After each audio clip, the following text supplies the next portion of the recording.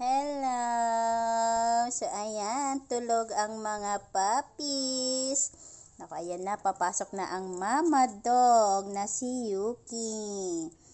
Ayan, o. Ito pala si Yuna, o. Gusto niya rin magka-bebe. Kaya lagi niya sinisilip din yung 3 puppies. O, pero ito, o. Nakabantay ang mama dog. Ayan, o. Ay, ang cute. Nako, kung alam nyo lang, marami nang nanghihingi sa 3 puppies. Oh, yes. Yung isa dyan kay mama, yung isa dyan kay tita, at yung isa dyan syempre sa amin. May iwan sa amin na isa.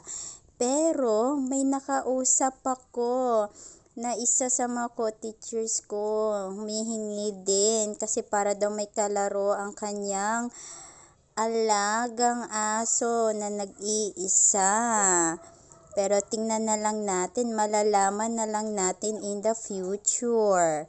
Yes, kasi syempre ipapavaccine ko muna yan, and then basta malalaman na lang in the future kung anong mangyayari. Syempre, after 2 months, ayan, ipapavaccine ko na yung 3. Okay lang kahit malaki ang babayaran, basta ang importante, makompleto ang vaccine ng mga puppies. O, diba? And ayan, o. Bakit, Yuki? Ano yon? Ayan, o, yung mga anak mo, o. Ayusin natin.